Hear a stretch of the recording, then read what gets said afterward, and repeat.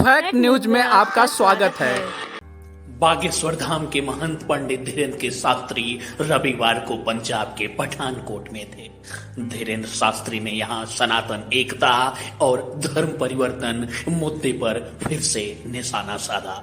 धीरेन्द्र शास्त्री ने कहा कि यह देश बाबर का नहीं है, ये देश रघुवर का है। उन्होंने कहा कि हमारे हिंदुओं को लालच देकर उनका धर्म परिवर्तन कराया जा रहा है।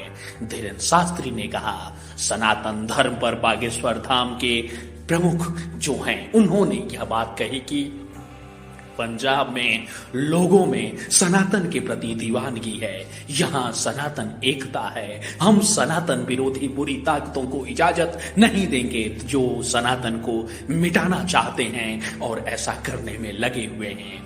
उन्होंने कहा कि हमारे हिंदुओं को लालच देकर उनका धर्म परिवर्तन कराया जा रहा है, मगर हम सनातन एकता को बनाए रखेंगे, इसे टूटने नहीं देंगे। धीरेन्द्र शास्त्री ने कहा कि हमारा उद्देश्य पूरे देश में अपनी सनातनी संस्कृति का प्रचार प्रसार करना है। उन्होंने कहा कि मैं विदेशी ताकतों को बता देना चाहता हूं कि ये गुरुद्वारों और मंदिरों में न घुसे। ये भोले भाले हिंदू या फिर किसी मजहब के लोगों को बहलाकर अपने धर्म में शामिल करा लेते हैं। बागेश्वर धाम के महंत ने कहा कि यह देश बाबर का नहीं है, यह देश रघुवर का देश है। जब तक विधर्मियों पर कानून सख्त नहीं किया जाएगा वे बाज नहीं आने वाले हैं। ये सिर्फ और सिर्फ निर्दोष हिंदुओं को लालच देकर उनका धर्म परिवर्तन करा लेते हैं, इसलिए इनसे सख्ती बरतने की जरूरत है। धीरेन्द्र शास्त्री पठानकोट में 3 दिवसीय भागवत कथा और कार्यक्रम में भाग लेने के लिए आए हुए हैं। 23 अक्टूबर को उनका आखिरी कार्यक्रम है। मालूम हो कि धीरेन्द्र के शास्त्री अक्सर अपने बयानों को लेकर मीडिया की सुर्खियों में रहते हैं और एक बार फिर ऐसे ही हुआ है। धीरेन्द्र शास्त्री लगातार यह मांग करते रहे हैं कि देश को हिंदू राष्ट्र घोषित किया जाना चाहिए।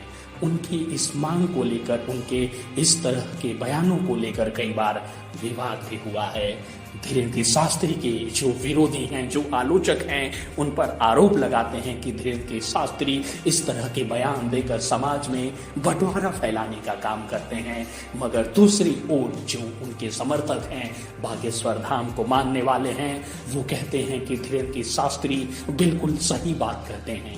धीरेन्द्र शास्त्री ने जो आरोप लगाए हैं वो सच्चे हैं। उनका दावा है कि देश में धर्म के नाम पर लोगों को पहले से ही विभाजित किया जा रहा है। कुछ ऐसी ताकतें हमारे समाज में एक्टिव हैं जो लगातार धर्म परिवर्तन कराने में लगी हुई हैं। वो दावा करते हैं कि ऐसे कुछ ग्रुप हैं, कुछ लोग हैं जो इस तरह की हरकतें करते हैं, बाज नहीं आ रहे हैं। वे लोग गरीबों को, कमजोरों को, हिंदुओं को बहलाते हैं, फुसलाते हैं, उन्हें अपने धर्म में शामिल करने के लिए विवश करते हैं, लालच देते हैं और इस तरह की हरकतें जो है लगातार चल रही हैं, जिन पर सख्त एक्शन लिए जाने की जरूरत है।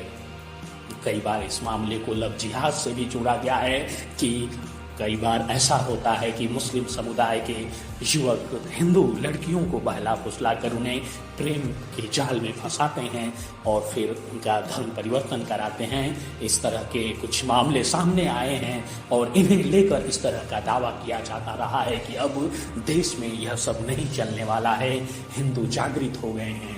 हालांकि आलोचक कहते हैं कि लव जिहाद बेमतलब का खड़ा किया गया मुद्दा है, क्योंकि लोगों के पास अपना यह अधिकार है कि वो किसके साथ रहना चाहते हैं, जो कि धर्म और जाति से परे, जो कि संविधान सबको अधिकार देता है बराबरी का।